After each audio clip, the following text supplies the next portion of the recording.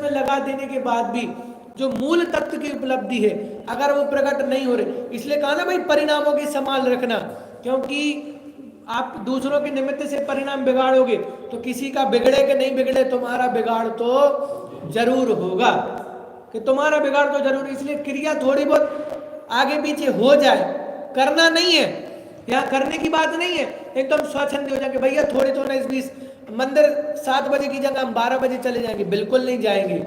जो नियम है या भाई जो सूर्य उदय के समय मंदिर जाना चाहिए, प्रातः काल में जितनी अनुकूलता हो सुबह से अभिषेक आदि करने के लिए उतने ही जाना चाहिए। लेकिन अगर थोड़ा बहुत आगे पीछे हो जाए ना, मान लो रोज अभिषेक कर रहे हो और अगर एक दिन अभिषेक नहीं मिले तो क्या नहीं करना, एकदम आकुल व्याकुल नहीं होना कि भैया अब तो अभिषेक नहीं मिला, अब तो पूरा दिन बिगड़ जाएगा। प्रमाद किया ना तो प्रमाद पे विचार करना कि भैया हमने प्रमाद किया था, या कोई बहुत बड़ी मजबूरी हो गई नहीं कर पाए तो नहीं कर पाए, तो पराधीनता है तो उसको तो दूर करना, लेकिन फिर उसी में नहीं रहना कि भैया अब तो हमें दर्शन नहीं मिल पाए उनके, अब मेरा तो दिन क्या हो जाएगा, पूरा बिगड़ जाएगा, हमने ऐसा करना भूल गए, क्या हो जाएगा, क्या पूरा दिन खराब हो जाएगा, पूरा सब बिगड़ गया। तो बोले ऐसा विचार नहीं करना। क्यों नहीं करना कि भैया थोड़ा आगे पीछे हो जाएगा, लेकिन आपके परिणाम तो क्या रखना, हमेशा शुद्ध रखना, हमेशा उज्जवल रखना। क्यों, तो एकदम सोच धर्म की चर्चा चल रही है, तो जितने परिणाम उज्जवल रहेंगे उतनी आपकी विशुद्धता भी क्या होगी। अब ये देख लें, बिल्कुल जितने शांत परिणाम रहेंगे आपका सारा काम भी कैसा होगा, बिल्कुल शांत।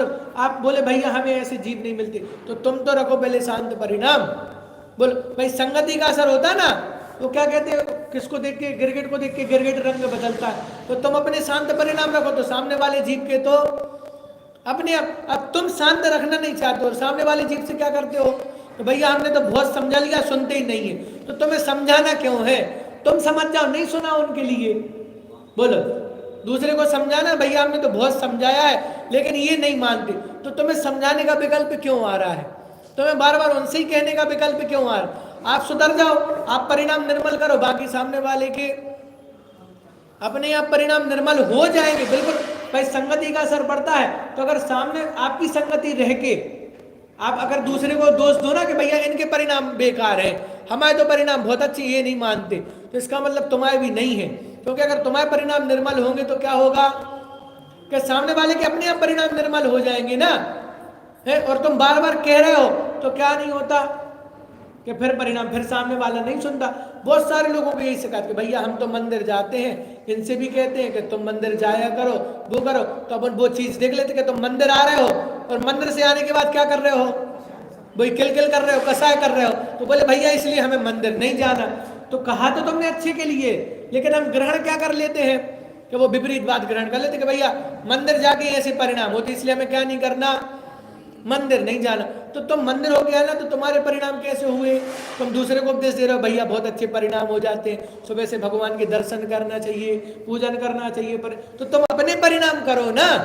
बोलो, आपके परिणाम होंगे तो सामने वाले के, इसका मतलब कहना छोड़ना नहीं, कहना तो, लेकिन कब तक कहना, कि जब तक अपने परिणाम नहीं बिगड़े तब तक तो कहना। क्यों, क्योंकि तुम्हारे परिणाम बिगड़ेंगे तो तुम्हारा तो पवित्रता गई ना, तुम्हारा तो सोच धर्म का नाश हुआ।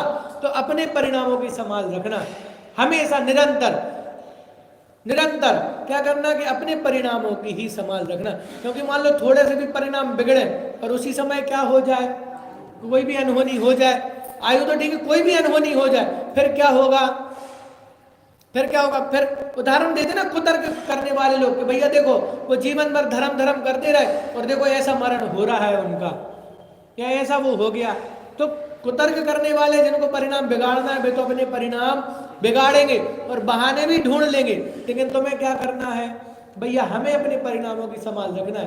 क्योंकि जितने हमें हमारे परिणाम विशुद्ध होंगे, जितने हमारे परिणाम निर्मल होंगे, उतना क्या होगा कि उतना सोच धर्म, उतनी हमारी आत्मा पवित्र होगी, और जितनी पवित्रता बढ़ेगी हमारे भाव भी, देखो दोनों लेना देना दूसरे से है, मतलब एक दूसरे के परस्पर सहयोगी है। कैसे कि भाव विशुद्ध रहेंगे तो आपका आत्मा कैसा होगा, पवित्र रहेगा, और आत्मा पवित्र रहेगा तो परिणाम भी अपने आप विशुद्ध हो जाएंगे। तो दोनों का एक दूसरे से परस्पर मेल है कि भाव विशुद्ध करो तो आत्मा पवित्र होगा, आत्मा पवित्र होगा तो परिणाम भी कैसे होंगे, विशुद्ध होंगे।